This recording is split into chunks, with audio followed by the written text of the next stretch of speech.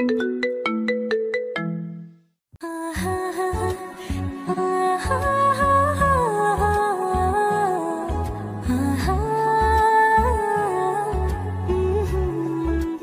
Roman চলে গেল।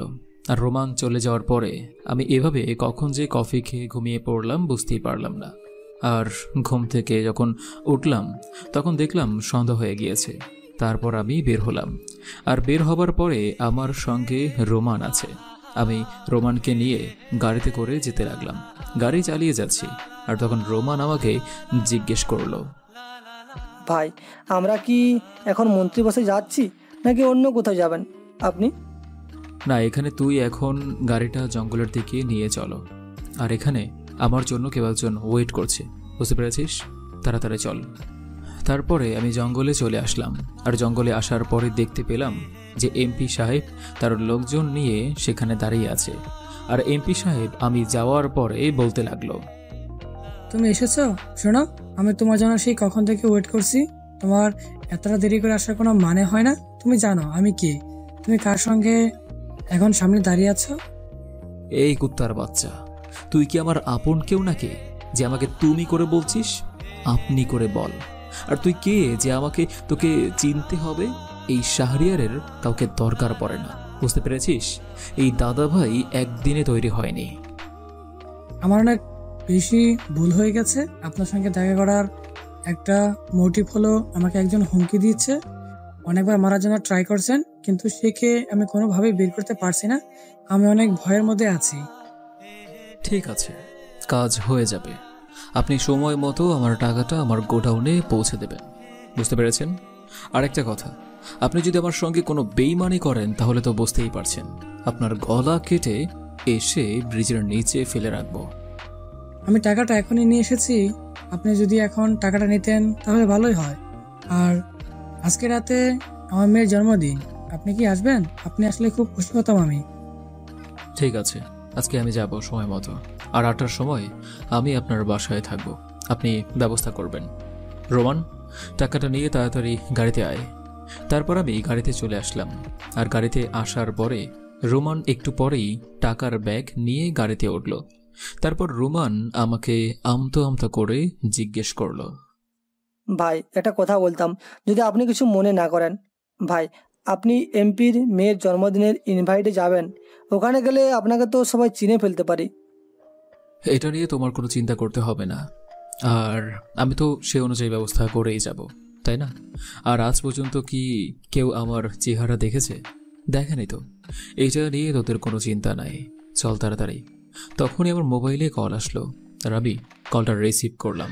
তখন ওপাশ থেকে আমাকে রাফি বলতে লাগলো, ভাই, একটু আগে যে আমরা যে লাশটাকে ফেলে এসেছিলাম, এখন আমরা এটা থেকে দূরে দাঁড়িয়ে আছি। আর দাঁড়িয়ে দাঁড়িয়ে দেখছি যে পুলিশের গাড়ি দুইটা ওখানে থেমে ওই লাশটার কাছে গিয়েছে। তুই শুধু এটা ভালো করে দেখ যে এখানে কোন পুরুষ তদন্ত করতে এসেছে। আর এটা যেখানে ফেলা হয়েছে এটা কিন্তু পুলিশের জানার কথা নয়। সত্যি ভাই, এটাই তো কথা। আমি এখানে ফেলতে এসেছি, আর এটা তো শুধুমাত্র আমি, আপনি, শান্ত আর আমাদের লোক ছাড়া আর কেউ জানি না, তাই না? কিন্তু পুলিশের লোক কিভাবে এত তাড়াতাড়ি খবর পেল? এখানে তো তেমন কেউ জনমানবও নেই যে মানুষজন দেখে পুলিশকে খবর দিয়েছে। রাফি, তুই কিন্তু অনেক বড় ভুল করছিস। তুই তাড়াতাড়ি গাড়িতে উঠে পড়। তাড়াতাড়ি গাড়িতে উঠে তুই ড্রাইভিং সিটে বসে গাড়ি স্টার্ট দে। পরে আমি তোকে বলছি কি করতে হবে। আমি ভাইয়ের কথায় কোনো কিছু বুঝতে পারলাম না, আর কোনো কিছু না বোঝাই আমি তাড়াতাড়ি দৌড়ে গাড়িতে চলে আসলাম। আর গাড়িতে এসে আমি ড্রাইভিং সিটে বসে গাড়ি স্টার্ট দিলাম। আর তখন ভাই আমাকে বলতে লাগলো, তোকে শান্ত সেখানে মারার জন্য নিয়ে গিয়েছে, বুঝতে পারছিস? তাড়াতাড়ি তুই শান্তকে গুলি কর, আর না হলে কিন্তু শান্ত তোকে গুলি করে দেবে। আর গাড়ির গ্লাস লাগিয়ে দে, সেখান থেকে তাড়াতাড়ি পালিয়ে আয়। আমি শান্তকে তার পায়ের মধ্যে একটা গুলি করলাম। আর তখনই শান্ত আমাকে গুলি করতে লাগলো। তার মানে শান্ত আমাকে এখানে মারার জন্য নিয়ে এসেছে। তারপর আমি সেখান থেকে পালিয়ে চলে আসলাম। ভাগ্য ভালো যে ভাই এটা বুঝে ফেলেছেন, না হলে আজকে আমার এখানে শেষ দিন ছিল। আমি তাড়াতাড়ি করে গোডাউনে চলে আসলাম। আর গোডাউনে এসে আমি হাঁপাচ্ছি। আর তখন ভাই এসে আমাকে বলতে লাগলো, সবসময় চোখ কান খোলা রেখে কাজ করতে হয়। আমি তো আগেই জানতাম যে শান্ত তোকে সেখানে নিয়ে গিয়েছে মারার জন্য। সেজন্যই তো আমি লাশটাকে ব্রিজের নিচে পাঠিয়েছি, এটা বোঝার জন্য যে আমার হিসাব মিলে কিনা। এখন তোমার হিসাব পুরোপুরি মিলে গিয়েছে, কারণ শান্ত খবর দিয়েছে যে ওই ব্রিজের নিচে লাশ আছে, আর সেই কারণেই পুলিশ গিয়েছে। সত্যি ভাই, আজকে যদি আপনি না থাকতেন তাহলে আজকে যে আমার কি হতো সেটা এখন বুঝতে পারছি। আপনি সত্যিই আমাদের বস হওয়ার যোগ্য। তোকে আরও সতর্ক হয়ে কাজ করতে হবে, বুঝতে পেরেছিস? আর নিজের ছাড়া কোনো কাজ করবি না, আগে নিজের দিকটা নিয়ে নেবি, তারপর কাজ করবি। তো এখন এদিকটা দেখ। আর শোন, আজকের রাতে যে অস্ত্রের চালানটা আসবে সেটা খুব ভালো করে রিসিভ করবি, আর ওদেরকে টাকা দিয়ে দিবি। আমি এমপি সাহেবের কাছ থেকে টাকা নিয়ে এসেছি, এগুলো ব্যাংকে নেওয়ার কোনো দরকার নেই, কারণ ব্যাংকে অলরেডি একটা ঝামেলা চলছে। সেটা আগে মিটমাট করে নেই, তারপরে আমি কালকে থেকে কলেজ যাব, আর সেই কলেজে আমি গিয়ে আমার অপারেশনটা করব বাকিটা। আর রোমান, তুই কিন্তু ওই কলেজের আশেপাশেই থাকবি। ওই কলেজের বেশিরভাগ তোর ফুচকা বা কোনো দোকান নিয়ে বসবি, মানে ছদ্মবেশে তুই ফুচকা বিক্রি করবি, তাহলেই হবে। ঠিক আছে ভাই, আমি তাহলে কালকে ফুচকার দোকান নিয়ে সেই কলেজের সামনে চলে যাব। আপনি কোনো চিন্তা করবেন না, আর কেউ আমাকে বুঝতে পারবে না যে আমি আসলে ফুচকাওয়ালা নই। আপনার কাছ থেকে তো সব কিছু ট্রেনিং নেওয়া, তাই না? পরদিন সকালবেলা ঘুম থেকে উঠে আমি ফ্রেশ হয়ে নিলাম, আর ফ্রেশ হয়ে আমি আমার মতো করে রেডি হলাম, আর রেডি হয়ে আমি বের হলাম। আর তখনই রোমান আমাকে কল দিল। আমি কলটা রিসিভ করলাম, আর রিসিভ করার পরে রোমান আমাকে বলতে লাগলো, ভাই, আমরা আপনার ভার্সিটিতে প্রবেশ করার জন্য একটা পথ পেয়েছি। ভার্সিটির যে দারোয়ান আছে না, সে তো চাকরিটা ছেড়ে দিয়েছে। আমরা পলিসি করে আপনার জন্য এটা ব্যবস্থা করেছি, আপনি দারোয়ান হিসাবে সেখানে জয়েন করতে পারেন। হ্যাঁ, তুই ভালো একটা কাজ করেছিস। আমার আজকে অনেক কাজ আছে, বুঝতে পেরেছিস? আজকে সন্ধ্যার সময় সবাইকে গোডাউনে থাকতে বলবি। আজকে ইম্পর্টেন্ট মিটিং আছে, আমি সবাইকে আমার গোডাউনেই দেখতে চাই, বুঝতে পেরেছিস? আর কলেজের সামনাসামনি তুই যেভাবে বলছিলাম আর কি, ঠিক সেভাবেই থাকবি, বুঝতে পেরেছিস? তারপর আমি একটা দারোয়ানের ড্রেস পরে নিলাম, আর দারোয়ানের ড্রেস পরে আমি ভার্সিটির উদ্দেশ্যে যেতে লাগলাম। রাস্তা দিয়ে আমি হেঁটে যাচ্ছি, আর তখনই একটা মেয়েকে দেখলাম। মেয়েটা তার বান্ধবীদের সঙ্গে হয়তো গল্প করতে করতেই যাচ্ছে। মেয়েটার চুল খোলা, চুলগুলো হালকা লাল রঙের, যেটা মেয়েটাকে আরও ফুটিয়ে তুলেছে। এরকম মেয়ে আমি এর আগে কখনোই দেখিনি। এই বয়সে মনে হয় আমি আমার লাইফ পার্টনার পেয়ে গিয়েছি। আমি মুগ্ধ হয়ে মেয়েটার দিকে তাকিয়ে আছি। মেয়েটা তার বান্ধবীদের সঙ্গে গল্প করতে করতে হেঁটে যাচ্ছে, আমিও ফুটপাত দিয়ে হেঁটে যাচ্ছি। আর কিছু দূর আসার পর দেখলাম মেয়েটা আমাদের ভার্সিটিতেই প্রবেশ করলো, মানে আমি যে ভার্সিটিতে দারোয়ান হিসেবে যাচ্ছি সেই ভার্সিটিতেই ভিতরে চলে গেল।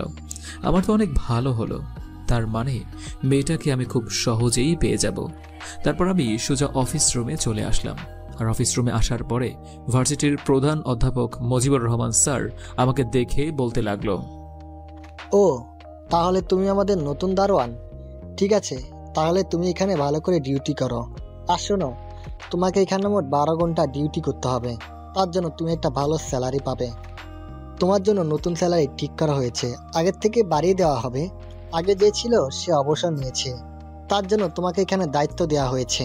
কালকে তোমার ব্যাপারে আমার সঙ্গে কে একজন কথা বলেছিল। ঠিক আছে, তুমি ডিউটি করো, আর কোনো কিছুর প্রয়োজন হলে অবশ্যই আমাকে বলবে, আমি সেগুলো তোমার পূরণ করে দেবো, বুঝতে পেরেছ? আর সবার সঙ্গে ভালো ব্যবহার করবে, আর ভালো করে দেখাশোনা করবে। কোনো অপরিচিত লোক যেন এই কলেজে প্রবেশ করে কোনো কলেজের ক্ষতি না করতে পারে। স্যার, আমি আমার সাধ্যমতো চেষ্টা করব এই ভার্সিটিটা দেখে রাখার জন্য। স্যার, আমার কোনো কিছুর প্রয়োজন নেই, আমি যতটুকু পেয়েছি ততটুকুই আলহামদুলিল্লাহ, কারণ এত বড় একটা ভার্সিটিতে এই চাকরিটা পেয়েছি, এটাই তো অনেক। তারপর আমি স্যারের সঙ্গে আরও টুকটাক কথা বলে আমি গেটের কাছে চলে আসলাম। আর গেটের কাছে এসে আমি চারদিক ভালো করে দেখতে লাগলাম। চারদিকে সবাই কেউ কেউ জোড়ায় জোড়ায় বসে আছে, আবার কেউ বন্ধু বান্ধবের সঙ্গে আড্ডা দিচ্ছে। আর হঠাৎ করেই আমার চোখ পড়ল সেই মেয়েটার দিকে। মেয়েটা হেসে হেসে সবার সঙ্গে কথা বলছে। বুঝতেই পারলাম যে মেয়েটার কেউ একজন আর না হলে তো মেয়েটাকে সবাই সালাম দিচ্ছে তারপরে চলে যাচ্ছে, হয়তো কোনো সভাপতির মেয়ে হবে, না হলে এখানকার প্রধান অধ্যাপক মুজিবুর রহমানের মেয়ে হবে। আর এটা ছাড়া তো আর এখানে বড় কেউ করতে পারে না। আরে মারিয়া, দেখছিস আমাদের ভার্সিটিতে নতুন করা হয়েছে দারোয়ানটা, এখন দেখছি আমাদের বয়সী। যাক, ভালোই হলো, টুকটাক কথা বলা যাবে। কি বলিস তুই? আচ্ছা, তোর রুচি এতটা নিচে কুকুরে নেমেছে দিন দিন, বলতো? আগে দারোয়ান বুড়ো লোক ছিল, তার অবসর হয়ে গেছে, আর এখন একটা নতুন দারোয়ান নিয়োগ করা হয়েছে, আর তুই তার সঙ্গে কথা বলবি কেন? তোর সঙ্গে কি ওই দারোয়ানের কথা বলাটা যায়? আর আমি কথাটা ওইভাবে বলিনি, আমি বলেছি যে শুধুমাত্র আড্ডা দিব, এটাই তো, তাই না? মাঝে মাঝে কথা বলতাম, ওনারও ভালো লাগবে, আমরাও মজা পেলাম, তাই না? ঠিক আছে, চল এখন ক্লাসে যাই, তারপর না হয় তুই একটা সময় গিয়ে দারোয়ানের সঙ্গে কথা বলিস। হাজার হোক তোর পছন্দ হয়েছে বলে কথা, মনে হয় তুই প্রেমে পড়ে গেছিস। শেষমেশ তুই একটা দারোয়ানের প্রেমে পড়ে গেলি রে। তারপর আমরা দুজনে মিলে ক্লাসে চলে আসলাম, আর ক্লাসে এসে মনোযোগ দিয়ে ক্লাস করতে লাগলাম। আমি মারিয়ার পাশেই বসেছি, মারিয়ার ক্লাসের মধ্যে মোবাইল টিপছে, এটার জন্য স্যার কোনো কিছু বলছে না। এটা নতুন কিছু না, এটা অনেক আগে থেকেই হয়ে আসছে। এদিকে আমি গেটের সামনে একটা টুলের ওপর বসে আছি, আর টুলের ওপর বসে আমি চারদিক লক্ষ্য করছি, আর হঠাৎ করে দেখলাম একটা ছোট্ট মিনি ট্রাক ভার্সিটির ভিতরে প্রবেশ করবে। আমি অবাক হয়ে গেলাম যে এই ভার্সিটিতে ট্রাকের কি প্রয়োজন। আমি জিজ্ঞেস করলাম, এই ভাই দাঁড়ান, এই ট্রাকের ভিতরে কি আছে আমাকে বলেন, আর ভিতরে গিয়ে কি করবেন, কার কথায় এখানে এসেছেন? আমি অনুমতি ছাড়া আপনাকে ভিতরে যেতে দেব না। কি রে, তুই আমাদেরকে আটকে রেখেছিস? তোর সাহস তো কম না। তুই জানিস আমরা কার লোক? আমাদেরকে ভিতরে ঢুকতে দে। আর এই ট্রাকের ভিতরে কি আছে সেটা কি তোকে বলতে হবে, দারোয়ানের বাচ্চা? ঠিক আছে, তাহলে বলেন যে আপনারা কার কথায় এখানে এসেছেন, আর এই ট্রাকের মধ্যে কি আছে, তাহলেই তো হয়ে যায়। আমি তো আর আপনাকে ভিতরে যেতে না করিনি, তাই না? এখানে বই আছে, বুঝতে পেরেছিস? আর ভার্সিটির লাইব্রেরির জন্য কিছু বই নিয়ে আসা হয়েছে। আর তাছাড়া আমরা অধ্যাপক মুজিবুর রহমানের কথায় এখানে এসেছি, আর উনি এই বইগুলোর কথা বলেছিল। এবার যেতে দে, গেট খোল। তারপর আমি কোনো কিছু না বলে গেট খুলে দিলাম, আর গেট খুলে দিতেই দেখলাম ওই ট্রাক ভার্সিটিতে প্রবেশ করলো। আর ভার্সিটিতে প্রবেশ করার পরে দুইটা লোক স্যারের রুমে চলে গেল, আর স্যারের রুমে চলে যাওয়ার পরে স্যার কিছুক্ষণ পর বের হয়ে চলে আসলো। আর বের হয়ে আসার পরে স্যার ওদেরকে মনে হয় বলতে লাগলো, ঠিক আছে, ট্রাকটা এখানে রেখে দাও, পরে ভার্সিটি ছুটি হলে বইগুলো গোছানো যাবে। তোমরা এখন এখান থেকে যাও, আর খুব ভালো করে ট্রাকটা লক করে দাও। এটা আমি সামনে নেব, আর দারোয়ানকে ডাক দাও। তখনই আমাকে স্যার ডাকতে লাগলো। তারপর আমি দৌড়ে তার কাছে গেলাম, আর কাছে যাওয়ার পরে স্যার আমাকে বলতে লাগলো, শারিয়ার, এখন থেকে যখন এই ট্রাকটা আসবে তুমি আর আটকাবে না। এই ট্রাকটা হলো আমাদের কাজের জন্য। এখানে শুধু আমাদের বই আনা হয়, বিভিন্ন ধরনের বই আনা হয় প্রতি সপ্তাহে। আর এটা এখন খুব ভালো করে খেয়াল রাখবে, এখানে কেউ যেন না আসতে পারে, বুঝতে পেরেছ? আর তোরা সাইড করে রেখে যা। তারপর আমি আচ্ছা বলে আবারও গেটের কাছে চলে আসলাম।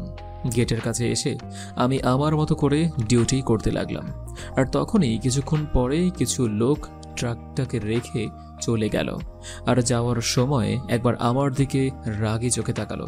বুঝতে পারলাম যে কেন আমার দিকে রাগী চোখে তাকালো, কারণ আমি তাদেরকে আটকে রেখেছিলাম। আমার তো সন্দেহ হচ্ছে এই ট্রাকের ভিতর বই নয়, অন্য কিছু রয়েছে, না হলে এতটা সেফটি কখনোই দিত না। তারপর এভাবেই সময়টা পার হলো, আর কিছুক্ষণ পরে ভার্সিটি ছুটি হয়ে গেল। আর ছুটি হওয়ার পরে সকলেই বের হয়ে চলে যাচ্ছে, আর তখনই দুইটা মেয়ে আমার কাছে আসলো। আর দুইটা মেয়ের মধ্যে আমি সকালে যেই মেয়েটার প্রতি আকৃষ্ট হয়েছি সেই মেয়েটাও সেখানে আছে। আর তার পাশের জন আমাকে বলতে লাগলো, আচ্ছা ভাইয়া, একটা কথা বলবো, যদি আপনি কোনো কিছু মনে না করেন। আসলে আপনাকে কেমন যেন দারোয়ানের মতো লাগছে না, কেমন যেন মনে হচ্ছে আপনি অনেক বড় কিছু। বলেন তো আমার এটা কেন মনে হচ্ছে? তার জন্যই আপনার সঙ্গে আমি কথা বলতে আসলাম। আসলে আমি এটা কি বলবো আপু, চেহারা সবই তো আল্লাহর দান, এখানে আমার কি বলার আছে? হয়তো আপনার মনের ভুল, আর তার জন্যই আমাকে মনে হয় এমন লাগছে। হ্যাঁ, তবে হয়তো আচ্ছা মারিয়া, চল তুই, তোর তো আবার গাড়ি আছে, তুই গাড়িতে করে চলে যা, আমি কোনো একটা ওভার দিয়ে চলে যাব। না, ওভার দিয়ে যাওয়া লাগবে না, আমি তোকে যাওয়ার সময় নামিয়ে দিয়ে যাব। আমি তো সেই দিন দিয়েই যাই প্রতিদিন। তাহলে প্রতিদিন তোর ওভার দিয়ে যাওয়ার কি হলো? আমার সঙ্গে যাবি। তারপর দুজনেই হাঁটা দিল। আর দুজনে হাঁটা দেওয়ার পরে হঠাৎ করে মারিয়া মেয়েটার ব্যাগ থেকে 2টা ছবি পড়ে গেল। আমি ছবিগুলো হাতে নিলাম, আর হাতে নেওয়ার পরে দেখলাম যে 2 কপি পাসপোর্ট সাইজের ছবি। এটা মারিয়ার। একবার ভাবলাম যে ডাক দিয়ে দেওয়ার জন্য, কিন্তু পরক্ষণে ভাবলাম না, ছবিগুলো আমার কাছেই থাক, আমি না হয় দেখব। তারপরে আমি সেগুলো আমার পকেটে নিয়ে নিলাম। আর পকেটে নেওয়ার পরে মারিয়া এদিকে চলে গেল। আর মারিয়া চলে যাওয়ার পরে আমিও ডিউটি করতে লাগলাম। আর এভাবে অনেকক্ষণ সময় পার হয়ে যায়, আর ভার্সিটি পুরোপুরি খালি হয়ে যায়। আর তখনই স্যার আমাকে ডাক দেয়। আমি স্যারের কাছে গেলাম।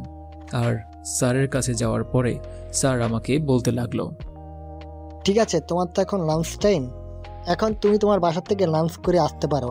পরে আবার 1 ঘন্টা এসে ডিউটি করবে, সন্ধ্যা পর্যন্ত ডিউটি করলেই হবে।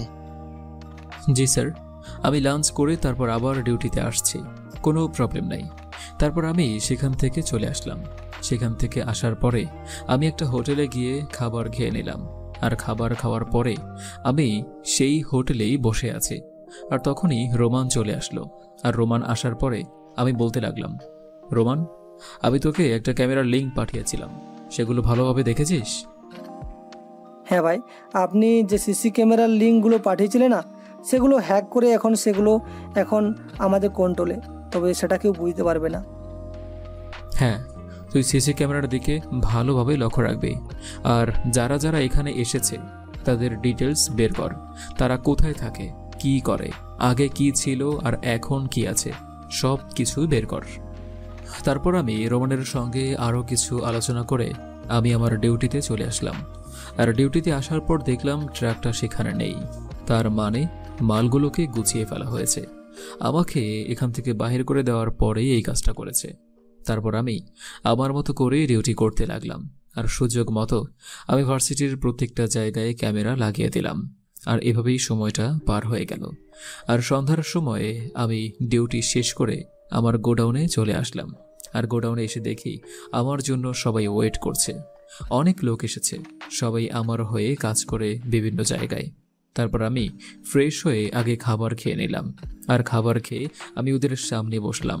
বসার পরে বলতে লাগলাম, শোন, আমাদের প্রথম কথা হচ্ছে যে আমরা এমন কোনো কাজ করব না যেটার কারণে সাধারণ মানুষের কোনো ক্ষতি হয়, বুঝতে পেরেছিস? আর একটা কথা, সব সময় মাথায় রাখবি যে যাই কিছু করি না কেন, এটা যেন ওই রাঘব বোয়ালদের মধ্যেই হয়ে থাকে।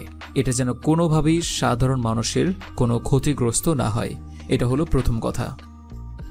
কিন্তু ভাই, আপনি জানেন না হয়তো যে আপনার নাম করে কেউ আড়ালে খুন করে যাচ্ছে, আর কে বা কারা খুন করছে এটাও কিন্তু আমরা এখনো জানতে পারিনি। যদি এভাবে খুন করতে থাকে তাহলে সাধারণ মানুষ কিন্তু আপনাকে অনেক ঘৃণা করবে। এমনিতে অনেকে আপনার নামে বাজে কথা ছড়িয়ে গেছে, বুঝতে পেরেছেন? সাংবাদিকরা যেটা ছড়ায় সেটা তো অর্ধেক মিথ্যা আর অর্ধেক সত্যি থাকে। শোন রোমান, তুই কিন্তু এই বিষয়টা খুব ভালোভাবে দেখবি যে কে বা কারা খুন করেছে, আর খুন করে আমার নাম দিচ্ছে এটা তুই 2 দিনের মধ্যেই খুঁজে বের করবি। আর এমপি সাহেব যদি তোদেরকে কোনো ফোন দেয় তাহলে সোজা আমার কথা বলে দিবি যে আপনি ভাইয়ের সঙ্গেই কথা বলেন। আর একটা কথা, সবচেয়ে বড় কথা হচ্ছে যে তোরা যদি কেউ আমার সঙ্গে বেইমানি করিস কোনো সময়, তাহলে কিন্তু এটাই তোদের শেষ চান্স। কারণ আমি কখনো বেইমানকে ক্ষমা করি না। এই দাদাভাই এমনিতেই তৈরি হয়নি, ছিলাম একজন রাস্তার টোকাই, আর এখন আমি আন্ডারওয়ার্ল্ডের কিং। ভাই, যদি কিছু মনে না করতেন তাহলে আপনার পেছনের গল্পটা আমরা শুনতে চাই। কি হয়েছিল আপনার জীবনে, আপনার লাইফ হিস্ট্রি আমাদের খুব জানতে ইচ্ছে করে। একদিন বলবেন আমাদেরকে? সময় পেলে তারপরে বলবো, আগে সময় হোক তারপর। এখন তোদেরকে যেই কাজটা দিয়েছি সেটাই কর। আর রোমান, তুই সবাইকে বুঝিয়ে দিবি কিভাবে কাজ করতে হবে। আর আজকে এমপি সাহেবের কাছ থেকে 10 লাখ টাকা নিয়ে আসবি, কারণ আমার টাকা অন্য কারো কাছে থাকবে এটা আমার সহ্য হয় না। আমার টাকা যদি কারো কাছে থাকে তাহলে মনে হয় যেন আমার পরিবারের কেউ একজন আমার সঙ্গে নেই। ভাই মাঝে মাঝে আপনাকে দেখলে সত্যি আমাদের অনেক ভয় করে। আপনি মাঝে মাঝে স্বাভাবিক থাকেন, কিন্তু মাঝে মাঝে আবার আপনাকে সত্যিই চিনতে পারি না। আপনি কি আসলেই সেই মানুষটাই থাকেন? মাঝে মাঝে আপনার অবস্থা দেখে আমরা সবাই ভয় পাই। তোরা যদি আমাকে দেখে ভয় না পাস, তাহলে মানুষ কি করে আমাকে দেখে ভয় পাবে? আগে তো নিজের লোকগুলো ভয় পেতে হবে, তারপর না বাইরের লোক ভয় পাবে। চল এখন সবাই মিলে এমপি সাহেবের সঙ্গে দেখা করে আসি। এমপি সাহেব হচ্ছে আমার এখন সোনার হাঁস। সে ডিম পারবে আর আমি বাজারে বিক্রি করব। তাকে তো কিছু হতে দেওয়া যাবে না। ভাই, আপনি বুঝতে পারছেন না, এমপি সাহেব কিন্তু অনেক খারাপ লোক। উনি সমাজের মধ্যে মানুষকে শোষণ করে তারপর খায়। ওনার সঙ্গে গেলে যদি আপনার দুর্নাম হয়, এটা তো একদম শিওর। মানুষ আপনাকে নিয়ে নানান ধরনের কথা বলবে। আপনি এমনিতেই সবার সামনে আসেন না, সবাই আপনার সঙ্গে ভালো সম্পর্ক তেমন একটা জানে না, তাই না? রোমান, আমি কি করব না করব সেটা তোর কাছ থেকে জানতে হবে না, বুঝতে পেরেছিস? আর আমি খুব ভালো করেই জানি কোনটা করলে কি হবে। আমি মানুষকে জানাতে চাই না, আমি মানুষকে আড়াল থেকেই সাহায্য করতে চাই। এটাই আমি করব এবং এটাই আমার প্ল্যান। চল এখন আমার সঙ্গে। তারপর আমি সবাইকে নিয়ে এমপির বাসার সামনে চলে আসলাম। আর এমপির বাসায় এসে দেখলাম অনেক গার্ড দাঁড়িয়ে আছে। আর আমাকে দেখে সবাই সাইড দিয়ে দিল, কারণ এরা কেউ না কেউ আমার হাতে মায়ের খেয়েছে। তারপর আমি ডিরেক্ট এমপির বাসার ভিতরে প্রবেশ করলাম। আর কি দেখলাম, এমপি বাগানে বসে আছে আর সবার সঙ্গে আলোচনা করছে। আমি সেখানে যেতেই এমপি আমার দিকে হা করে তাকিয়ে রইল। আমি মাস্ক পরে আছি।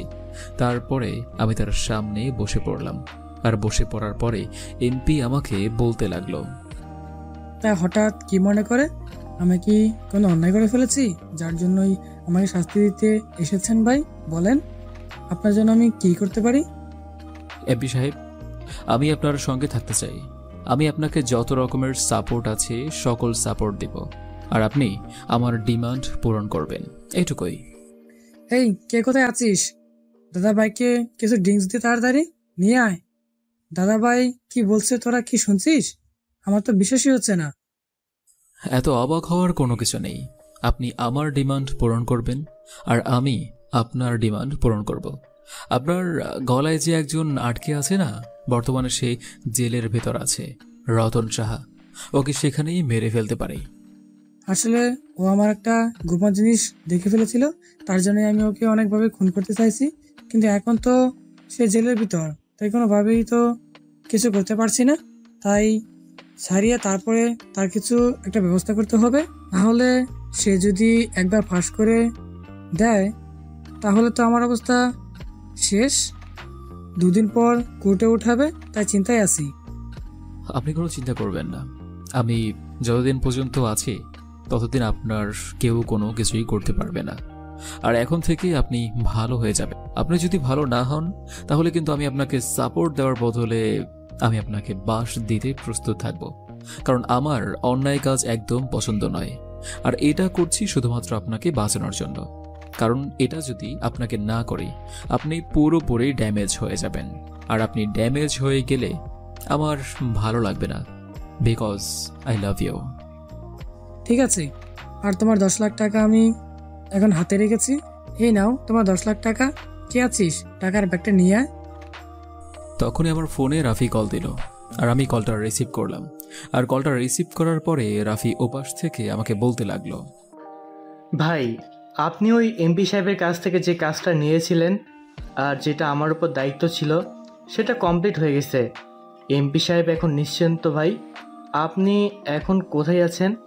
আমাকে কি আসতে হবে? না, তোর এখন এখানে আসার কোনো প্রয়োজন নেই। আমি আছি এখানে, আর এখন এমপি সাহেবের সঙ্গেই আছি। আর তুই গোডাউনে চলে যা। আর কাজ যে করেছি সেটা কি কেউ দেখেছে? ভাই, আপনি যেভাবে শিখিয়েছেন আমি তো সেভাবেই কাজ করি, তাই না? আমার কাজে কি কোনো ভুল হতে পারে? আমি আপনার শিষ্য না, আমার কাজে কোনো ভুল হতেই পারে না। তারপর আমি কল কেটে দিলাম। আর কল কেটে দেওয়ার পরে আমি এমপি সাহেবকে বললাম, এমপি সাহেব, আপনার কাজ কমপ্লিট হয়ে গিয়েছে। আর এখন যে আপনি আমাকে 10 লাখ টাকা দিলেন সেটা ওই জেলের ভিতর কাজটা শেষ করার জন্য। আর এরপরে আমার আরও কিছু কাজ আছে, সেই কাজগুলো আপনি পূরণ করবেন। আমি আবার নির্বাচনে মন্ত্রী হতে চাই, আমি যদি মন্ত্রী হই তাহলে আমার স্বপ্নটা পূরণ হবে, কিন্তু মন্ত্রী হতে গেলে এখানে অনেক খরচ আছে, অনেক ডিমান্ড পূরণ করতে হবে। ঠিক আছে, আপনি কোনো চিন্তা করবেন না, আমি তো আছি। আর আমি যে পর্যন্ত আছি এখানে তো আপনার আর কোনো চিন্তা করতে হবে না। আপনার ডিমান্ড আমি পূরণ করব, আর যেভাবেই পারি সেভাবেই পূরণ করব, নো টেনশন। আর তখনই এমপি সাহেবের পিএ মিস্টার কাউসার বলতে লাগলো, দাদা ভাই, আপনি কি ভালো করে জানেন যে টোটাল কতগুলো সিট আছে, কতগুলো মানুষকে টাকা দিতে হবে? যদি ভালো করে হিসাব করা হয় তাহলে প্রায় 10 কোটি টাকার মতো খরচ চলে যাবে। এতগুলো টাকা, এতগুলো মানুষ কোনোভাবেই ম্যানেজ করা সম্ভব নয়। আমি ওনার কথা শুনে একটু ওনার দিকে তাকালাম। তারপর আমি কোমর থেকে পিস্তলটা বের করে তার বুক বরাবর একটা গুলি করে দিলাম। আর গুলি করতেই সে মাটিতে পড়ে গেল। আর মাটিতে পড়ে যাওয়ার পরে ছটফট করতে করতে মারা গেল। আর এটা দেখে এমপি সাহেব আমাকে বলতে লাগলো, আরে তুমি এটা কি করলে? তুমি জানো ও আমার কতদিন ধরে সাহায্য করছে? ও আমার প্রায় 5 বছর ধরে কাজ করছে। ওর মতো একটা লোক হয় না, সবসময় আমার সঙ্গে থাকে। তুমি এটা কি করলে? এমপি সাহেব, আমি আপনাকে এর আগেও বলেছি আর এখনো বলছি, আপনি ভালো করে শুনুন। আমার উপর কথা বলার সাহস কই পায় সে? এই দাদা ভাইয়ের উপর কথা বলা একদম পছন্দ করে না দাদা ভাই, বুঝতে পেরেছেন? এরপর যে কেউ যদি সাহস করে তাহলে তার অবস্থাও এর চেয়ে খারাপ হবে। ঠিক আছে, আমি এখন উঠলাম, পরে আবার আসবো, ভালো থাকবেন। তারপর আমি এমপি সাহেবের সেখান থেকে চলে আসলাম। আমি আমার গোডাউনে চলে আসলাম। আর গোডাউনে এসে আমি আমার ছেলেগুলোকে নিয়ে কথা বলতে লাগলাম। আর তখন রাফি বলতে লাগলো, ভাই, আমি একটা নতুন তথ্য জানতে পেরেছি। এমপি সাহেব আপনার বিরুদ্ধে ষড়যত্ন করছে। উনি আমাদের রাষ্ট্রপতি আব্দুল সাত্তারের সঙ্গে যোগাযোগ করেছে। আর উনি যে কতটা বাটপার সেটা তো আপনি ভালো করে জানেন। সেটা জানি বলেই তো আমি তার সঙ্গে হাত মিলিয়েছি। আর তার সঙ্গে অনেক দিনের খেলার ইচ্ছা, সেই ছোটবেলা থেকে তাকে খেয়াল করে আসছি। সে যে এই পর্যন্ত এসেছে আর কিভাবে এসেছে এটা আমার চেয়ে ভালো আর কেউ জানে না। তার সঙ্গে আমি সবসময়ই খেলতে চাইতাম, কিন্তু তখন পারতাম না। বাট এখন সময় হয়েছে। কি বলছেন ভাই? ও আপনার বিরুদ্ধে ষড়যত্ন করেছে। আপনি যদি অর্ডার দেন তাহলে তাকে আমি এক্ষুনি মেরে ফেলি। আপনি শুধু মুখ দিয়ে কথাটা বের করেন আর তারপর দেখেন আমরা কি করতে পারি। এটা কি হয়? ও আমার বাবা মাকে খুন করেছে নিজের হাতে। তাকে কি আমি এভাবে ছেড়ে দিতে পারি? তাকে তো আমার আরও অনেক কিছু করার বাকি। সে কার কার সঙ্গে যোগাযোগ রাখে এটা তো আমার সবচেয়ে বেশি জানা দরকার। আর এটাই আমার মূল লক্ষ্য। আর সবগুলোকে মেরে ফেললেই আমার আর জীবনে কোনো লক্ষ্য থাকবে না। আমি শান্তিতে মরতেও পারবো, কিন্তু এর আগে আমি মরেও শান্তি পাবো না। ভাই, আপনি কি বললেন? ও আপনার বাবা মাকে খুন করেছে? আর ভাই, আপনি সবসময় বলতেন আমাদের যে আপনার পিছনে একটা বাহিনী আছে। ভাই, আপনার বাহিনীটা একটু বলবেন আমাদেরকে? আর আপনার বাবা মা কিভাবে খুন হলো, কেন হলো, সেটা আমাদের খুব জানার ইচ্ছা। সময় আসুক, তারপরেই বলবো, ঠিক আছে? আচ্ছা তোরা থাক, আমি বাসায় চলে গেলাম। আর কালকে ভার্সিটিতে রোমান তুই আশেপাশেই থাকবি, বুঝতে পেরেছিস? আর আমি ইশারা দেওয়া মাত্রই তোরা ওখানে প্রবেশ করবি। আর সিসি ক্যামেরাটা ভালো করে লক্ষ্য রাখবি, কোথায় কি হচ্ছে, বুঝতে পেরেছিস? আর কালকে আমরা কলেজের ভিতরে প্রবেশ করব সব কিছু দেখার জন্য, যে ওই কার্টুনগুলোর ভিতরে কি আছে সেটা আমাদের দেখতে হবে। তারপর আমি ওদের সঙ্গে আরও কিছুক্ষণ কথা বলে আমি বের হলাম। আমি হেঁটে হেঁটে আমি আমার বাসায় ফিরছিলাম। নিরিবিলি জায়গা, বেশ ভালোই লাগছে। হাঁটতে হাঁটতে আমি মনের আনন্দে হাঁটছি। আজকে যদি বাবা মা বেঁচে থাকতো তাহলে হয়তো আজকে আমার এই দিন দেখতে হতো না। আমাকে কেউ দাদা ভাই বলে ডাকতো না, কেউ আমাকে নিজের নাম ধরে ডাকতো। কিন্তু কপালের কি দুর্দশা, আজকে আমি আমার নিজেকেই ভুলে গিয়েছি। তারপরে সব ভাবতে ভাবতে আমি হেঁটে যাচ্ছিলাম। আর তখনই একটা মেয়ের চিৎকারের শব্দ আসছে। শব্দটা অনেক দূর থেকেই আসছে। আমি কোনো কিছু বুঝতে পারলাম না। আর আমি আমার মতো হাঁটতে লাগলাম। কিন্তু যত সামনের দিকে যাচ্ছি ততই চিৎকারটা বাড়তে লাগলো। আর মেয়েটা দূর থেকে বলতে লাগলো, প্লিজ তোরা আমাকে ছেড়ে দে, আমাকে প্লিজ এসব কিছু করিস না। আমি তোদেরকে অনেক টাকা দিব, তবুও প্লিজ আমাকে ছেড়ে দে। আমি এগুলো শোনার পরে আরও বেশি সামনে এগিয়ে যেতে লাগলাম। আর আমি এগিয়ে যাওয়ার পরে দেখলাম যে কয়েকটা ছেলে মারিয়াকে টেনে হেঁচড়ে নিয়ে যাচ্ছে। মারিয়া কান্না করছে, আর মারিয়ার কান্না দেখে আমার সত্যি মায়া লাগলো। মেয়েটা হয়তো ভার্সিটিতে আমার সঙ্গে অনেক খারাপ ব্যবহার করেছে, কিন্তু তাতে কি, যাকে আমি প্রথম দেখায় ভালোবেসে ফেলেছি সে যে আমার প্রথম ক্রাশ। আমি আমার নিজের মুখটা ভালো করে ঢেকে নিলাম, এমনভাবে রাখলাম যেন সে আমাকে ভালোভাবে চিনতে না পারে। তারপর আমি আমার কোমর থেকে পিস্তলটা বের করে গুলি করতে লাগলাম। আর গুলি করার পরে একজনের পায়ে গুলি লাগলো, আর এটা দেখে সবাই দৌড়ে পালিয়ে গেল। আর পালিয়ে যাওয়ার পরে মারিয়া আমার দিকে ফিরল, আর ফেরার পরে মারিয়া এক ধ্যানে আমার দিকে তাকিয়ে আছে। আর তখন মারিয়া আমাকে বলতে লাগলো, ভাইয়া, আপনাকে অসংখ্য ধন্যবাদ। আজকে যদি আপনি না থাকতেন তাহলে হয়তো ওরা আমাকে কি করতো সেটা আমি নিজেও জানি না। আপনাকে যে কি বলে ধন্যবাদ দিব আমি বুঝতে পারছি না। আর এত তাড়াহুড়া করার কিছু নেই, আপনি আগে নিজেকে শান্ত করুন, তারপরে আমার সঙ্গে কথা বলেন। আর আপনি এত রাতে এখানে কেন? কোনো দরকারে বেরিয়েছিলেন নাকি? আসলে আমি আমার ফুপুর বাসা থেকে আমাদের বাসায় ফিরছিলাম, আর ফেরার পথে এসব বখাটেদের হাতে পড়ে গেছি। এই বখাটে ছেলেরা আমাকে অনেক ডিস্টার্ব করতো, রাস্তার মধ্যে অনেক ডিস্টার্ব করে। একদিন আমি তাদেরকে থাপ্পড় মেরেছিলাম, আর সেটার সুযোগ নিয়ে আজকে আমাকে এসব করতে চেয়েছিল। আচ্ছা, এখন আপনার ভয় পেতে হবে না, আপনি এখন শান্ত হন। আর চলুন, আমি আপনাকে এগিয়ে দিয়ে আসি। আর হ্যাঁ, কখনো এভাবে রাত করে বের হবেন না। আর আপনি যেসব ড্রেস পরেছেন, এইসব ড্রেস পরলে তো বখাটে ছেলেরা আপনার উপর অ্যাটাক করবেই। আজকে থেকে নিজেকে শুধরে ফেলুন, এখন থেকে ভালোভাবে চলাফেরা করবেন, দেখবেন আপনার জীবনটা অন্যরকম হয়ে গিয়েছে। ধন্যবাদ। তারপর আমি কোনো কিছু না বলেই সামনের দিকে হাঁটতে লাগলাম, আর সে আমার পিছনের দিকে হাঁটতে লাগলো। সে আমাকে আরও কোনো কিছু জিজ্ঞেস করতে চেয়েছিল হয়তো, কিন্তু আমি আগে আগে হাঁটছি। আর কিছুক্ষণ পরেই মারিয়া আমাকে পেছন থেকে বলতে লাগলো, এটাই আমার বাসা, আমি বাসায় চলে যাচ্ছি। আপনাকে অসংখ্য ধন্যবাদ, আপনি আমার জীবনটা বাঁচিয়েছেন, আপনার কথা কখনো বলবো না। তারপর আমি সেখান থেকে কোনো কিছু না বলে সোজা বাসায় চলে আসলাম। আর বাসায় আসার পরে আমি ফ্রেশ হয়ে খাবার দাবার খেয়ে নিলাম। আর খাবার খেয়ে আমি চুপচাপ ঘুমিয়ে পড়লাম। পরদিন সকালবেলা ঘুম থেকে উঠে আমি ফ্রেশ হয়ে নিলাম। আর ফ্রেশ হয়ে দারোয়ানের ড্রেসটা পরে আমি আবারও ভার্সিটির উদ্দেশ্যে রওনা দিলাম। আর কিছু দূর যাওয়ার পরে দেখলাম মারিয়া আজকে রিকশায় করে ভার্সিটিতে যাচ্ছে। আমি অবাক হয়ে গেলাম, কারণ যেই মেয়েটা গাড়ি ছাড়া চলাচল করতো না, সেই মেয়েটা এখন রিকশায় করে যাচ্ছে। বুঝতে পারলাম না কোনো কিছু। আমি তারপরেও মারিয়ার বাসা ভার্সিটি থেকে অনেক কাছে। আমি ভার্সিটিতে চলে আসলাম। আর ভার্সিটিতে আসার পরে আমি আমার মতো করে সেই জায়গায় দাঁড়িয়ে আছি। আর একের পর এক স্টুডেন্টরা ভার্সিটির ভিতরে প্রবেশ করলো। মারিয়া সবার আগে প্রবেশ করেছে ভার্সিটিতে। আর কিছুক্ষণ পরেই মারিয়া আমার কাছে চলে আসলো। আমি তো ভয় পেয়ে গেলাম, মারিয়া আমাকে চিনে ফেললো না তো? যদি চিনে ফেলে তাহলে তো অবস্থা খারাপ হয়ে যাবে। আর তখনই মারিয়া নিজে থেকে বলতে লাগলো, আচ্ছা, আপনি তো আমাদের বয়সী, তাই না?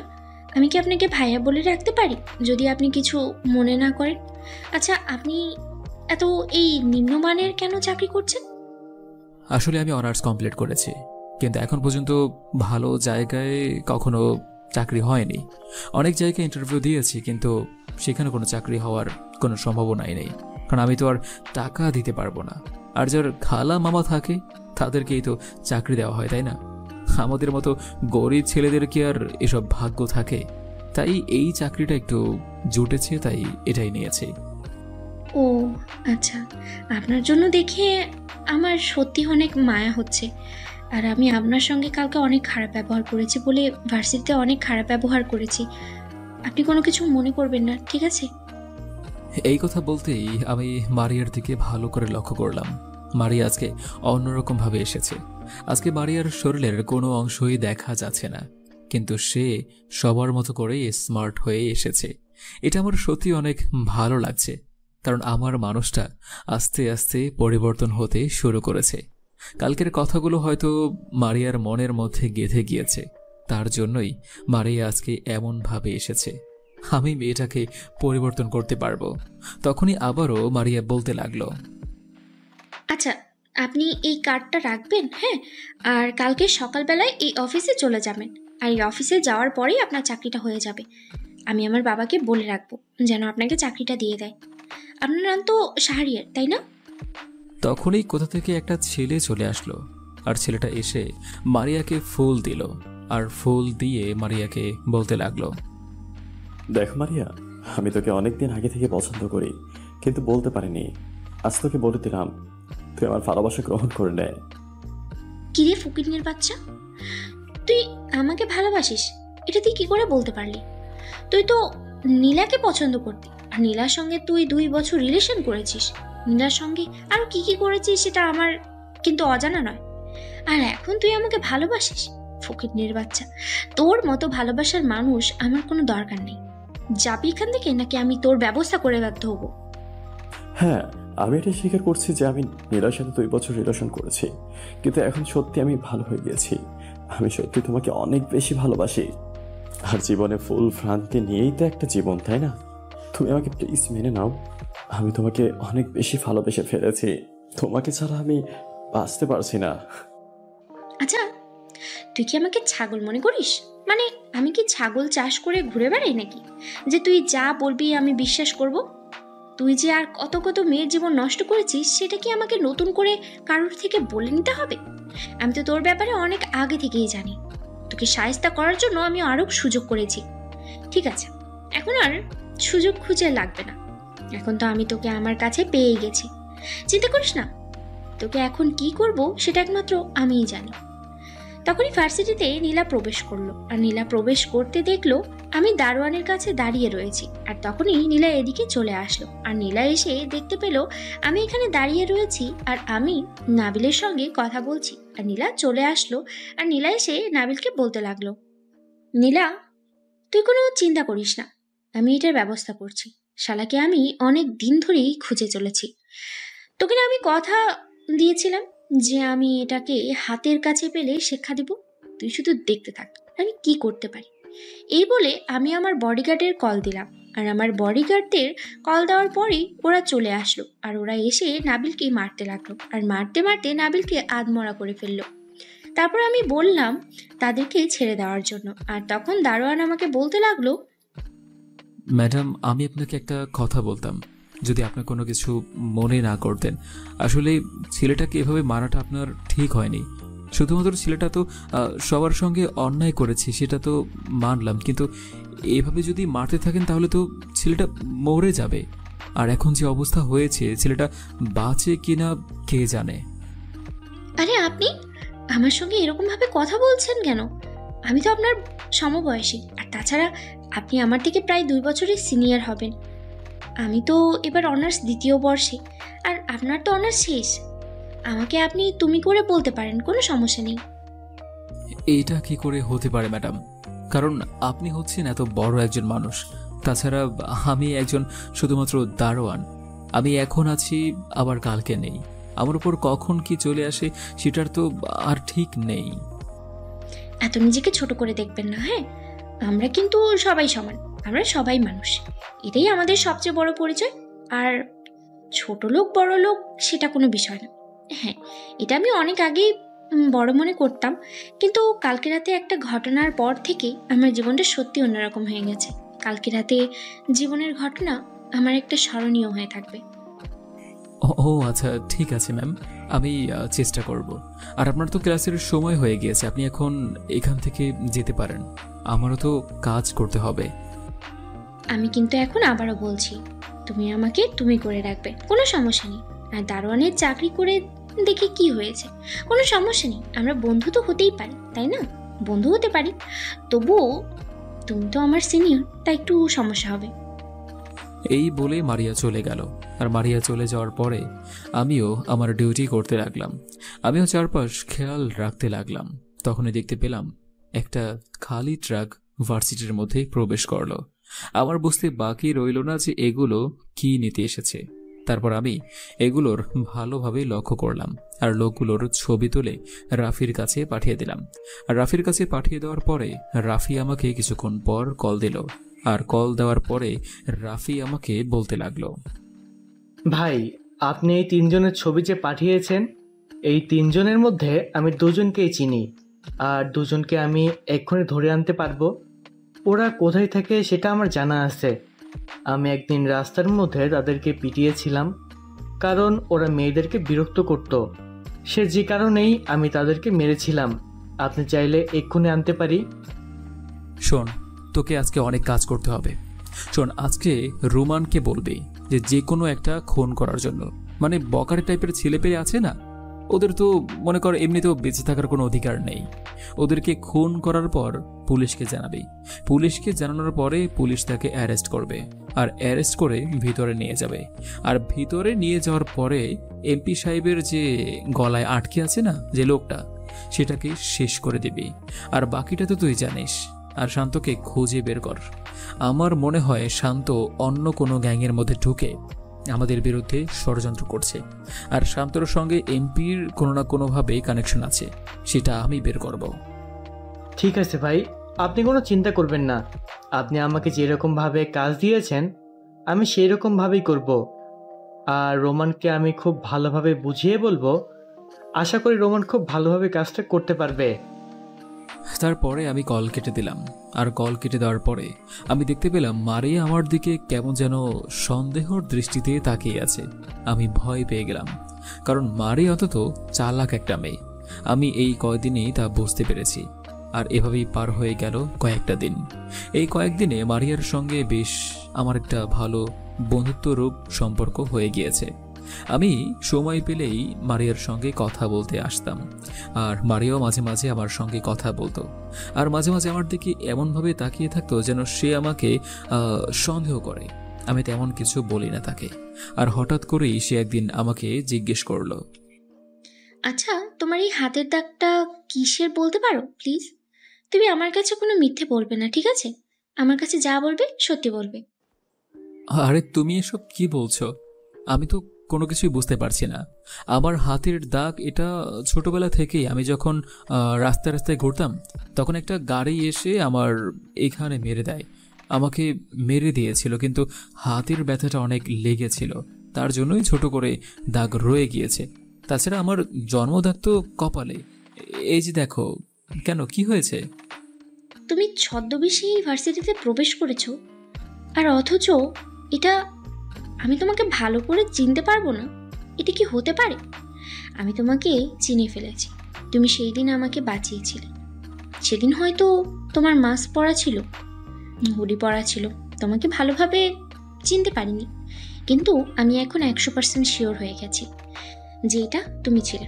বলো, তুমি কে? আমাকে যেহেতু তুমি চিনেই ফেলেছ, তাহলে তোমার কাছে আর মিথ্যে বলে লাভ নেই। আমি এখানে এসেছি একটা মিশনে। সেই মিশনটা কমপ্লিট করেই আমি এই শহর ছেড়ে চলে যাব। আর আমার ব্যাপারে কোনো কিছু জানতে এসো না।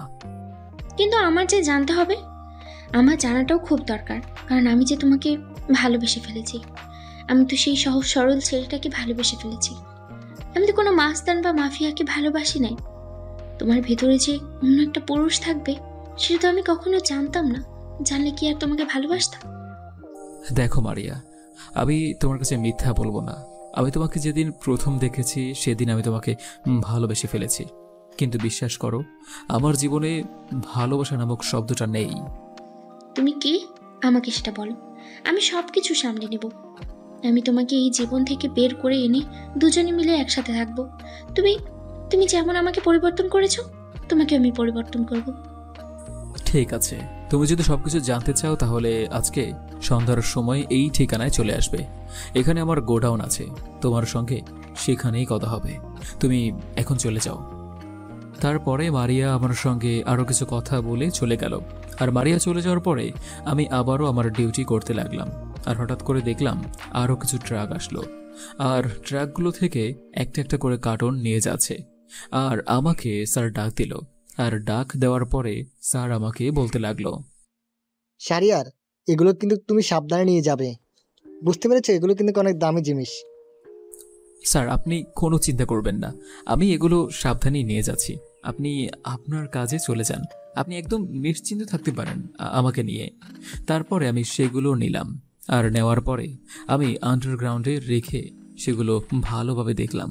তারপর আমি সেখান থেকে বের হয়ে চলে আসলাম। আর এভাবেই ডিউটি টাইম শেষ করে আমি আমার মতো করে আমার গোডাউনে চলে আসলাম। আর সেখানে এসে আমি কাজ করতে লাগলাম। আর এভাবেই সময়টা পার হলো। সন্ধ্যার সময় সবাই চলে আসলো।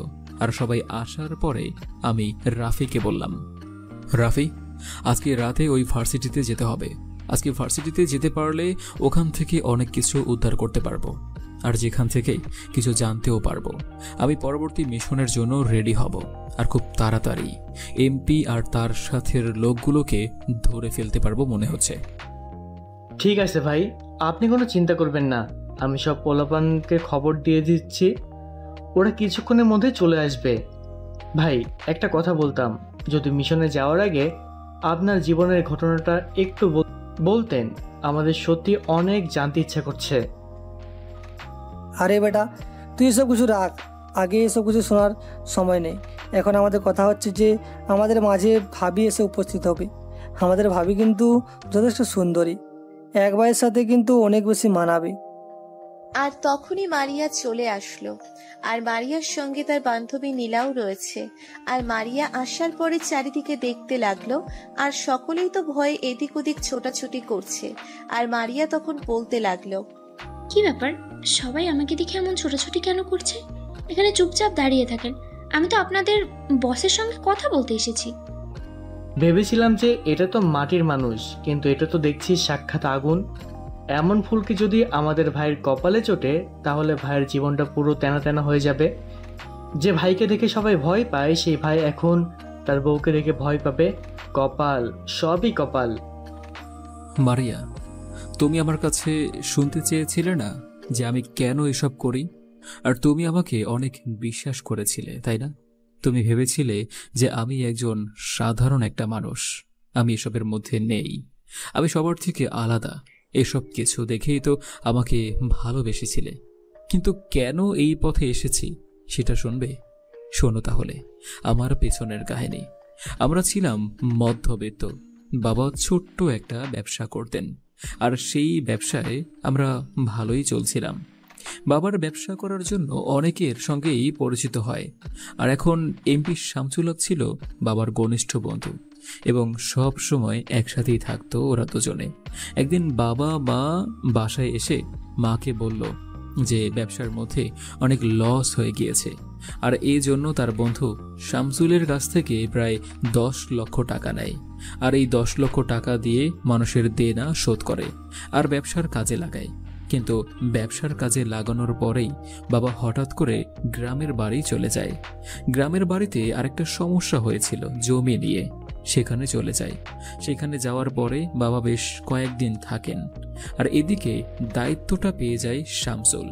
এই শামসুল দায়িত্ব পাওয়ার পরে শামসুল সে নিজে প্রতারণা করে, জাল দলিল বানিয়ে বাবার ব্যবসার সমস্ত কিছু বিক্রি করে দেয়। আর যার কাছে বিক্রি করে সে হচ্ছে শামসুল হকের এক রাজনৈতিক বন্ধু। আর বাবা পরে এসে জানতে পারে এই অবস্থা। তারপর এত টাকা লস হওয়ার পরে বাবা কি করবে সেটা ভেবে পাচ্ছে না। তো এসব নিয়ে বেশ অনেক দিন পার হয়ে যায়। বাবা চেষ্টা করে সবার ঋণগুলো শোধ করার, আর এই জন্য এরপর এমপি অনেক চাপ দিতে থাকে তার টাকাগুলোর জন্য। টাকা দিয়ে দেওয়ার জন্য বারবার চাপ দিচ্ছে, আর এই জন্য সে অনেকভাবে অনেক কিছুই করতে থাকে। তারপর আমরা শহরে থাকতে না পেরে গ্রামে চলে যাই। আর গ্রামে চলে যাওয়ার পরে বাবা সব কিছু বিক্রি করে দেয়। আর সেই টাকা যখন দিতে যায় তখন মাও সাথে গিয়েছিল। মা গিয়েছিল এমনিতেই, কারণ বাবাকে একা কখনো ছাড়তে চায় না। আর সেখানে যাওয়ার পরে আমার মাকে ওরা সবাই মিলে ধর্ষণ করে। আর এসব আমি জানতে পারি শুধুমাত্র একজনের কাছ থেকে, একটা চাচার কাছ থেকে। ওই চাচা ছিল ওই শামসুল হকের খুব ঘনিষ্ঠ একজন মানুষ, আর সে ওনার বাসায় কাজ করত। তখন তো এমপি আর এমপি ছিল না, তখন ছিল একজন সাধারণ কর্মী। তারপর এমন লাঞ্ছনার শিকার হয়ে মা বাবা আত্মহত্যা করে। আর পরেই যায় আমার জীবন যুদ্ধের মুখে। আমার জীবন যুদ্ধ শুরু হয় গ্রাম থেকে। আমাকে বের করে দেওয়া হয় একটা মিথ্যা অপবাদ দিয়ে, চুরির অপবাদ, আর বের করে দেওয়া হয় আমাকে। তারপর রাস্তায় রাস্তায় জীবন কাটাতে শুরু করি। আর এসব করতে করতে কখন যে এসব লাইনে চলে এসেছি সেটা বলতে পারবো না। এখন আমি হলাম আন্ডারওয়ার্ল্ডের 1 নম্বর কিং। আমার কথায় পুরো আন্ডারওয়ার্ল্ড চলে। এগুলো আমি নিজে অর্জন করেছি মারিয়া। রাস্তার মধ্যে একটা ছেলে পড়ে থাকলে কেউ এসে বলবে না যে খেয়েছিস কিনা, কিন্তু আজকে যদি আমি একটা কল দেই তাহলে কোটি কোটি টাকা চলে আসবে। এগুলো আমি নিজে অর্জন করেছি। তখন আমাকে কেউ সাহায্য করার মতো ছিল না, আমি রাজত্ব করতে এসেছি। ভাই তাহলে চলেন আমরা এমপিকে এগিয়ে দিয়ে সরাসরি অ্যাকশনে যাই, কারণ এসব আমার সহ্য হচ্ছে না। ওরা কত বড় বাটপারি করেছে দেখছেন। ও শুধুমাত্র রাজনৈতিক দলে আসার জন্য আপনার বাবার সঙ্গে এরকমটা করেছে, নয়তো কারণ টাকার প্রয়োজন ছিল, আর সে টাকাগুলো আপনার বাবাকে ব্ল্যাকমেল করে আদায় করত। আপনার বাবা তো মনে হয় সহজ সরল ছিল, তার জন্য সমস্ত কিছু তার বন্ধুকে দিয়ে করিয়েছে। না, এটা হতে পারে না। আমি এটা বিশ্বাস করি না। আমার বাবা একজন ভালো মানুষ। আমি আমার বাবাকে খুব ভালো করে চিনি। আমার বাবা এরকমটা কখনোই করতে পারে না। আমি তোমাদের কথা একদম বিশ্বাস করি না। ও, তার মানে তুমি তাহলে এমপি সাহেবের একমাত্র আদরের কন্যা, তাই তো? এই কে আছিস, তাড়াতাড়ি এটাকে বেঁধে ফেল। এমপির সঙ্গে এখন আমার খেলা হবে। তার মেয়ে নিখোঁজ, আর মেয়েটার যেন কোনো অসুবিধা না হয়। মারিয়া, তুমি এখন চলে যেতে পারো। কিন্তু আমি তো তোমার সঙ্গে কথা না বলে যাব না। আমার তো তোমার সঙ্গে অনেক কথা আছে। আমার কথা শেষ হবে, তারপর আমি এখান থেকে যাব। আর নীলার বাবার সঙ্গে তোমার ঝামেলা আছে তাই বলে নীলাকে কেন তুমি বন্দি করে রাখবে?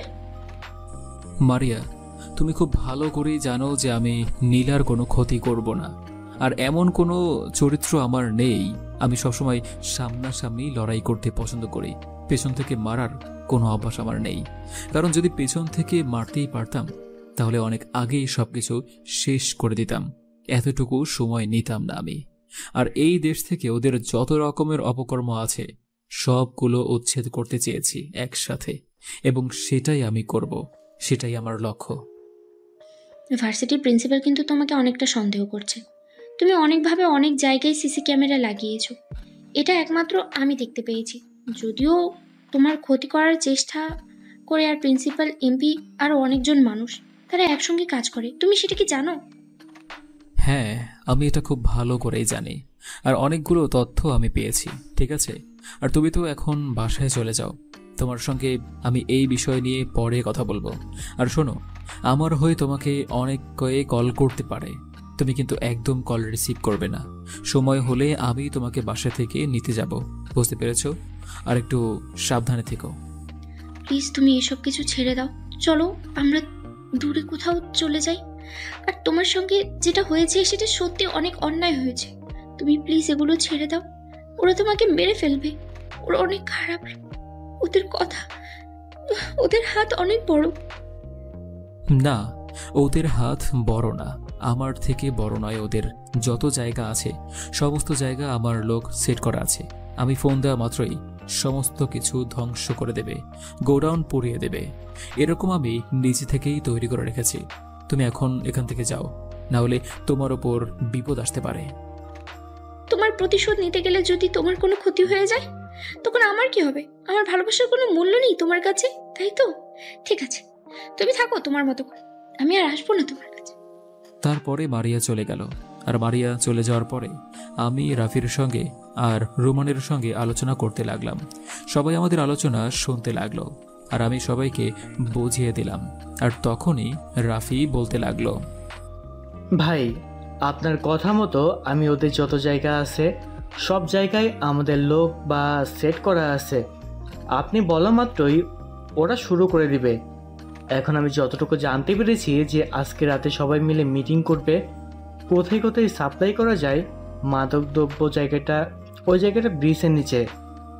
হ্যাঁ ভাই, ওই ব্রিজের নিচে সবাই আসবে আর সবাই একসঙ্গে দেখা করবে, কারণ ওরা প্রতি 6 মাস পর পর একসঙ্গে দেখা করে। আর আমার মনে হয় যে এখানে আমরা সবাইকে পেয়ে যাব খুব সহজেই। সৌদি আরব থেকে আলী ভাই চলে আসবে।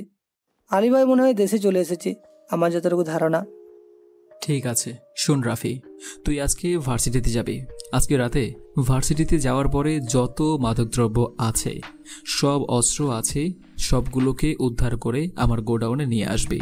আর আমার গোডাউনে নিয়ে আসার পরে প্রিন্সিপাল মনে হয় সেই মিটিংয়ে যাবে, তাহলে আমাদের প্রিন্সিপালকে ধরার কোনো প্রয়োজন নেই, বুঝতে পেরেছিস?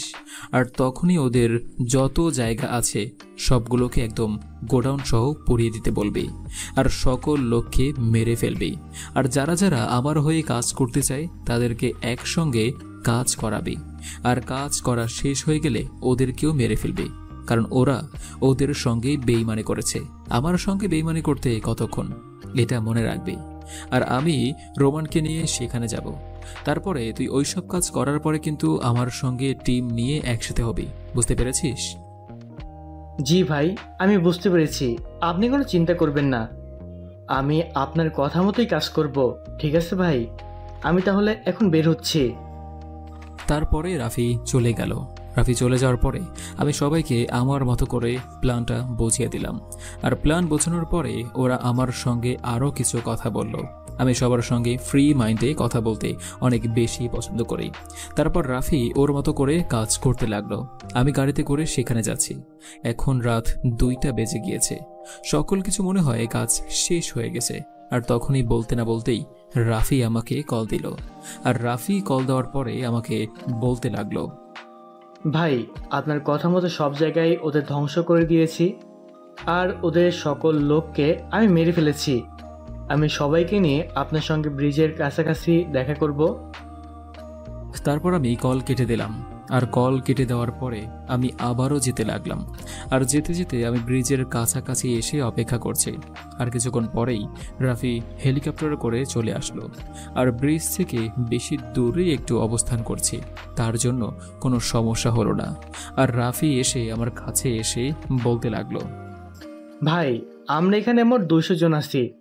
আমাদের 200 জনকে আমি সবাইকে ওদের মতো করে সেট হতে বলেছি। আমি এখানে আমার মা বাবার প্রতিশোধ নিতে এসেছি। আর যদি আমার কোনো কিছু হয়ে যায় তাহলে তোরা এখানে একটুও দাঁড়িয়ে থাকবে না। তোরা তোদের মতো করে চলে যাবে, আমাকে রেখেই চলে যাবে। তোরা আমার জন্য অনেক কিছুই করেছিস, কিন্তু বিনিময়ে আমি তোদের জন্য কোনো কিছুই করতে পারলাম না। ভাই, আপনি এটা কি বলছেন? আমরা আপনার সঙ্গে ছোটোবেলা থেকে একসঙ্গে আছি। আমরা একটা রুটি খেলে 3টা ভাগ করি, তারপর খেতাম। আমরা বন্ধুর মতোই আছি। আপনি কখনো বুঝতে দেননি যে আপনি আমাদের বস, আর আমরা আপনার হয়ে কাজ করি।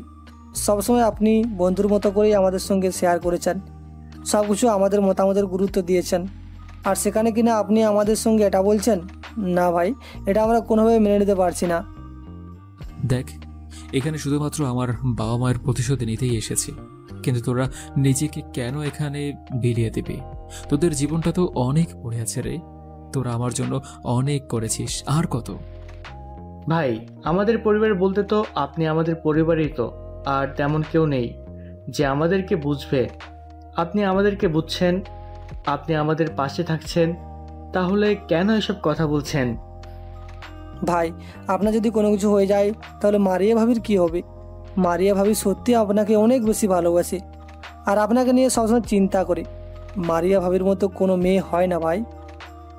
তারপর আমি আর কোনো কথা বললাম না, কারণ ওদের সঙ্গে কথা বলতে গেলে ওরা আরও কথা বলবে, কারণ ওরা আমাকে অনেক বেশি ভালোবাসে। এটা আমি খুব ভালো করেই জানি। তারপর আমি সামনের দিকে এগিয়ে যেতে লাগলাম। আর যাওয়ার পরে দেখলাম একটা ছোট্ট ঘর আছে সেখানে। আর আমি গেলাম না, সামনে ড্রোন পাঠিয়ে দিলাম। আর ড্রোন দিয়ে দেখলাম এখানে শান্ত, এমপি আরও বেশ কয়েকজন রয়েছে। সবগুলোই আমার শত্রু। আর সেখানে আলী ভাইও রয়েছে।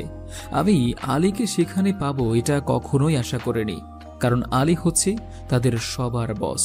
আর এটাকেই তো আমি এতদিন ধরে খোঁজে চলেছি। তারপর আমি সবাইকে বললাম চারদিক থেকে ঘিরে ফেলার জন্য। আর তখনই আমাকে একজন গুলি করতে লাগলো সামনে থেকে। আর তারপর আমিও গুলি করতে লাগলাম। গোলাগুলির শব্দে একে একে করে ফায়ার করতে লাগলো। তারপর দেখলাম একে একে সবাই ছোটাছুটি করছে। আর আমি রুমান আর রাফিকে বললাম বাকিগুলোকে ধরার জন্য। আর আমি গিয়ে আলীকে ধরলাম। আর আলীকে ধরার পরে আমি আলীকে ধরে আমার গাড়িতে বন্দি করে রাখলাম। আর তারপর আমি এমপির কাছে চলে আসলাম। আর এমপির কাছে এসে আমি তাকে মারতে লাগলাম। আর তখন এমপি আমাকে বলতে লাগলো, শাহরিয়ার, তুমি এটা কি করেছো? প্লিজ তুমি একটু মাথা ঠান্ডা করো। তুমি আমাকে কেন মারছো? আমি এসবের মধ্যে নেই। আমি তো শুধুমাত্র আলদির হয়ে কাজ করি। ও সৌদি আরব থেকে এসেছে, তাই মিটিং করছি। আমার এইটুকু পরিচয় যদি তোদের এই অবস্থা হয়, তোদের আলী ভাই এত এত গার্ড, এত এত বডিগার্ড নিয়ে এখানে বাংলাদেশে এসেছে, আর এখন সে কুত্তার মতো করে মাফ চাচ্ছে, তাহলে একবার ভেবে দেখ, আমার আসল পরিচয় যদি তোরা জানতে পারিস তাহলে তোদের কি অবস্থা হবে। আমি হলাম মিস্টার রফিক হাওলাদারের একমাত্র উত্তরাধিকারী। মনে পড়ে আজ থেকে প্রায় 15 বছর আগের কথা? সেই ছোট্ট ছেলেকে ভুলে গেলে কি চলবে? মানে মানে তুই সে ছেলে যাকে আমরা ছেড়ে দিয়েছিলাম পিচ্ছি বাচ্চা ভেবে? আমরা ভেবেছিলাম তুই রাস্তায় বড় হয়ে রাস্তায় না খেতে পেরে মারা যাবি, তোকে আর মারতে হবে না। আর সেই তুই কিনা এখন এই জায়গায় দাঁড়িয়ে আছিস। হ্যাঁ, তোদের কাছে আমি সত্যি অনেক বেশি ধন্য, কারণ সেদিন যদি তোরা আমাকে মেরে ফেলতে তাহলে তো আমি আর আজকে এখানে আসতে পারতাম না। কিন্তু যেহেতু তোরা আমাকে রাস্তায় ছেড়ে দিয়েছিলি, ভেবেছিলি